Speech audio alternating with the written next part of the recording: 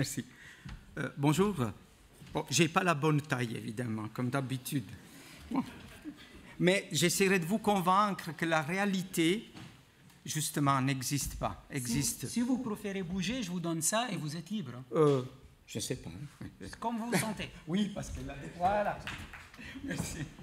Merci pour l'encouragement. Dans ma vie, j'ai eu beaucoup de problèmes de taille. Mais je dois faire très rapidement. Et donc, j'essaierai de vous convaincre que la réalité n'existe pas. Donc, ça en 10 minutes, ça me semble un peu difficile. Ah, sorry, I'll speak in French. I hope that you understand. OK. Je pars du présupposé, et vous le verrez à la fin de mon intervention, qu'il y a plusieurs versions du monde. Et qu'il n'y a pas ce que nous, on a comme, du point de vue stéréotypé, l'idée d'une isolated mind, d'un esprit isolé, mais que nous avons des extended mind. Donc, la seule manière, à mon avis, pour comprendre les video games et les serious games, c'est de partir du présupposé que la dimension, la véritable dimension du serious game, c'est une réalité. C'est une autre réalité. Donc, on a plusieurs réalités.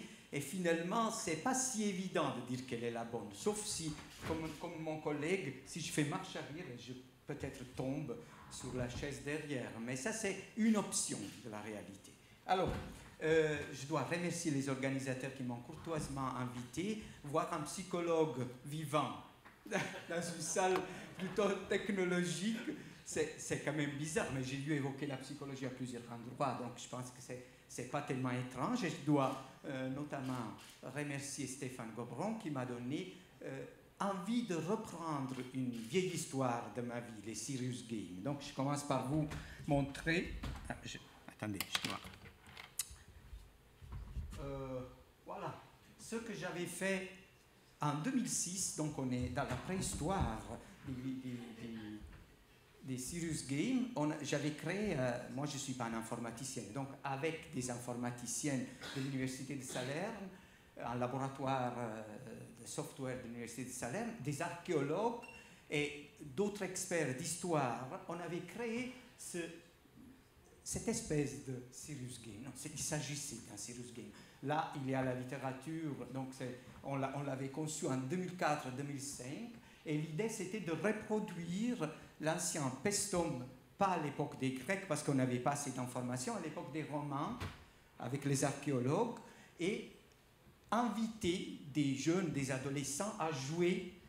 Et le but c'était aussi bien d'apprendre, mais surtout de dévoiler la conscience historique et archéologique chez les jeunes. Je ne peux pas aller trop loin parce que je n'ai pas le temps. Mais ça, c'est ma préhistoire. Et donc, vu que je suis un peu dans la préhistoire pour plusieurs choses, j'ai choisi un PowerPoint old-fashioned. Donc, vous n'allez pas voir grand-chose, juste quelque chose. Par exemple, là, c'est juste pour montrer, vous voyez, que le jeu, donc la dimension ici du gaming, c'est une dimension qui appartiennent aux êtres vivants. Et aux êtres vivants, à partir d'un certain niveau d'évolution, là vous voyez qu'on peut jouer entre des petits animaux, des jeunes animaux, des bébés. On peut faire des jeux seuls. Les animaux font des jeux seuls. Ou on peut faire des jeux intergénérationnels ou interspecies. Donc là vous voyez le chien avec le chat, mais vous voyez aussi un chat avec un enfant. Donc on a beaucoup de cas de figure pour dire que le jeu est au centre de la vie humaine. Le jeu, mais pas le jeu en tant qu'amusement. L'amusement, c'est un effet émotionnel. Le jeu en tant qu'engagement exploratoire de l'existence. Donc, je pense que vous les connaissez déjà, ces choses, mais je vais juste vous rappeler que pour participer n'importe dans quel monde, il faut être sérieux, c'est-à-dire il faut être engagé dans ce monde.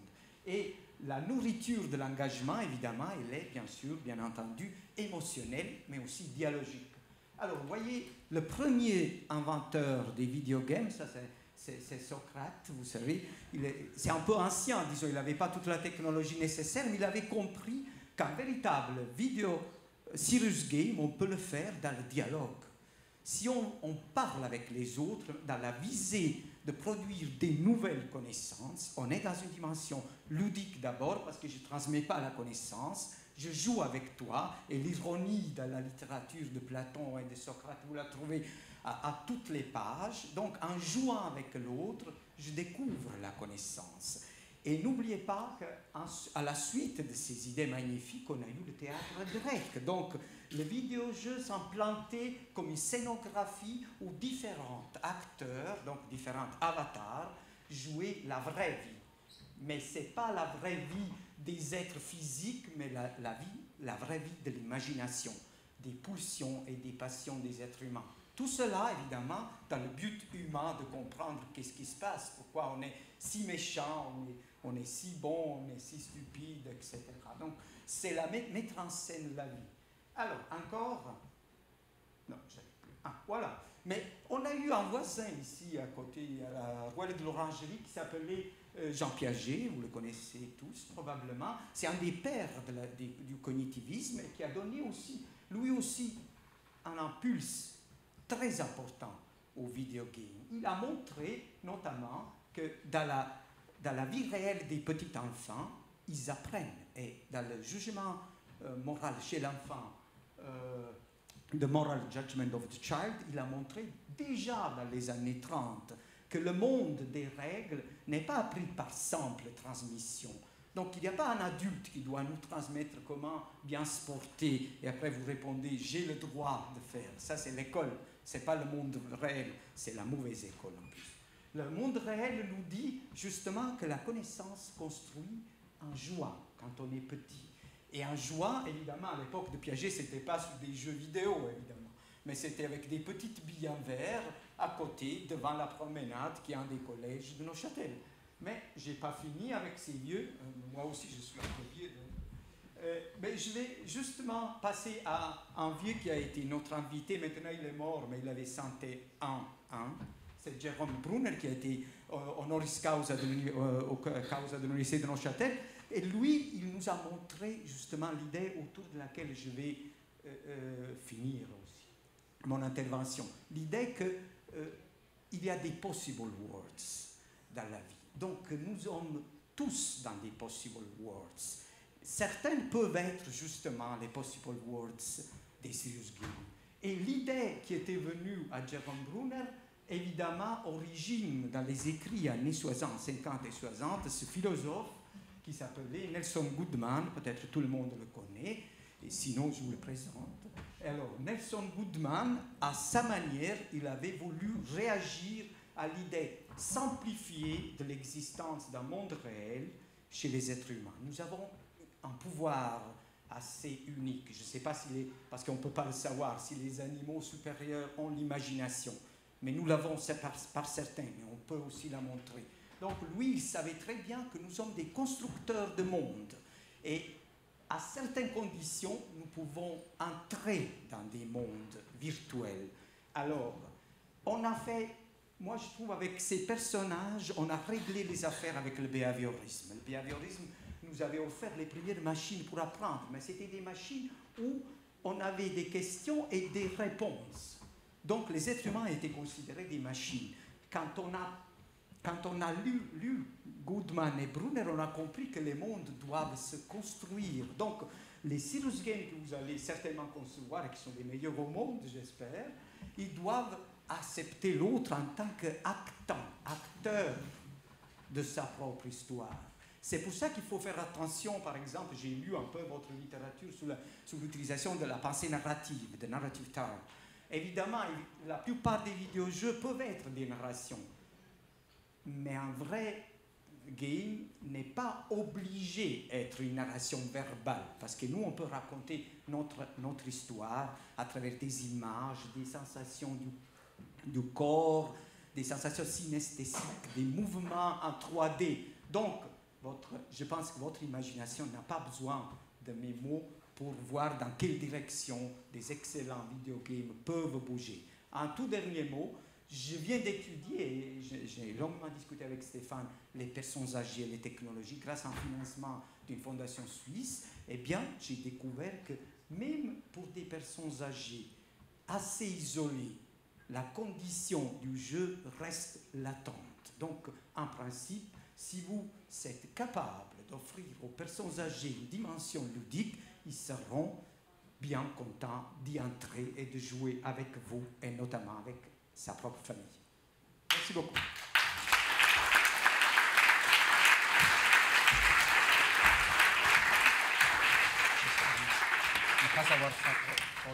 Merci beaucoup pour cette présentation fantastique. Une ou deux questions rapidement, parce qu'après on va passer à la rentable. Vous permettez de répondre à une ou deux questions? Bien sûr. Ok. Est-ce que tout le monde aime jouer? Il y a la traduction et il y a le stream. Pour le micro.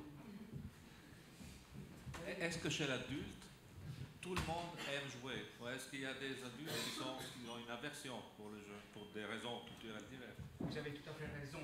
Le problème, c'est la construction de la dimension ludique. Nous sommes tous, la nature nous le montre, des excellents bons joueurs. Après, si l'école ou les adultes s'y mettent du mauvais côté, nous pouvons perdre ce plaisir du jeu. Les poètes, les artistes, ils le gardent et le prix parfois est cher. Garder cette capacité de jouer ou réactiver la capacité de jouer, parce que ça c'est toujours possible. Évidemment, ce qui compte, c'est ce que nous appelons la posture, la résistance cognitive, la résistance psychologique. Il y en a qui n'arriveront quasi jamais. Mais une personne gagnée à la véritable dimension ludique, c'est un être humain qui réveille ses énormes potentialités. Je m'excuse, une autre question? La dernière. Plutôt une remarque un peu pour rebondir sur la référence que vous avez faite à Piaget, à son texte de 1932. Ce que je trouve vraiment intéressant dans ce texte, c'est qu'il montre que les enfants qui sont capables d'innover, de créer de nouvelles règles, de nouveaux jeux, c'est ceux qui ont changé d'univers, d'école, qui ont vécu dans différentes cultures. Donc ça montre que ces changements qui ne sont pas toujours bien vécus ont des effets extrêmement positifs sur la création de jeux, sur la capacité à mettre à distance les règles et à devenir créateur de règles. Tout à fait. Vous avez complètement raison. La limite énorme de l'éducation aujourd'hui, c'est de bon, c'est pas aujourd'hui, c'est une toute vieille histoire, de centrer l'attention sur ce qu'on appelle l'alphabétisation primaire. Parce que tout le monde est convaincu qu'il faut savoir lire et écrire. Bien entendu, des illettrés ne sont plus imaginables aujourd'hui. Mais ils oublient, les concepteurs de l'éducation, que l'éducation est faite aussi de quelque chose que j'appellerais les humanities. Il faut cultiver la dimension entière des êtres humains. Et les enfants savent faire très bien. Quand les enfants, vous voyez, j'ai mené une recherche, mais rapidement, sur les enfants de 6 ans, il y a longtemps, eh bien, jusqu'à 5 ans, il y a, si vous le mesurez avec des tests projectifs, il y a une explosion des compétences graphiques et de la créativité graphique. À 6 ans, c'est comme ces capacités disparaissent en partie. Vous savez pourquoi? Parce qu'ils commencent à lire et écrire. Et donc l'espace et la dominance du langage écrasent la créativité. Une belle école, c'est une école qui peut être une école aussi des serious games. Mais ce n'est pas si évident de faire entrer les serious games à l'école. J'ai vu au début... On va se battre. On va se battre. Et moi, je serai avec vous, même si je ne sais même pas allumer mon ordinateur. Merci beaucoup. Merci. Je pense que c'était le papier bien indiqué pour terminer cette journée. Il reste une dernière session qui est en fait une table ronde sur les serious games et la notion de e-citizen. Alors, en 2 mots, je vais introduire la problématique et après, bon, j'invite tous les speakers, les chairmans des autres sessions aussi à me rejoindre ici pour discuter de ce sujet. Je vais passer aussi la parole à tout le monde si quelqu'un veut contribuer, mais j'explique un petit peu en 2 mots l'idée. Vous savez qu'il y a une tendance maintenant à avoir des tout et n'importe quoi. Entre autres, il y a ce qu'on appelle le e-démocratie. C'est un phénomène qui essaie de rapprocher un petit peu la gouvernance des citoyens ou du peuple. Et pour cela, donc, l'idée, c'est de créer des services qui permettent de mieux informer les gens, de mieux les servir, comme les e-administration et tout ça, d'encourager par exemple ce qu'on appelle la démocratie participative avec les pétitions, les forums, les discussions, bref, beaucoup de services qui tombent tous en fait de donner un rôle plus actif pour le citoyen. Et là-dedans, donc le e-démocratie, on va dire que ça, c'est la définition du même phénomène vu de la part des gouvernants, de la gouvernance. Si on voit le même phénomène, mais vu d'en bas, ça veut dire si on met le citoyen, lui, au centre, on parle plutôt de e-citizen. Ça veut dire comment rendre ce citoyen-là un citoyen actif, un citoyen qui s'intéresse à la politique, à la gestion, à tout ce qui se passe dans son environnement politico-social. Et il y a ce qu'on appelle un activating process qui est le but absolu de cette tendance e-citizen qu'on appelle, comme j'ai dit, le activating process, qui est le fait de faire passer le citoyen de quelqu'un de totalement désengagé à quelqu'un de passif. Alors, ça veut dire qu'il s'intéresse, mais il ne veut pas agir. L'autre niveau, c'est le niveau où il devient un citoyen informé, d'accord? Parce qu'on ne peut pas être actif si on n'est pas informé. Et par la suite, informé n'est pas suffisant parce qu'on peut être informé et rester, malgré ça, inactif, spectateur, ou bien, voilà, sur sa grande colline, faire des grandes théories, d'accord? Mais nous, ce qui est visé par cette tendance e-citizen, c'est d'arriver à ce qu'on appelle un active citizen. Ça veut dire un citoyen qui est engagé, qui participe, qui donne son avis, qui critique, qui commente, qui dialogue, qui négocie et qui va voter aussi. Donc voilà, ce que j'aimerais discuter moi, je pense qu'il n'y a pas un grand doute. J'invite encore donc les speakers et les spécialistes à venir. Oui, tout de suite, vous venez.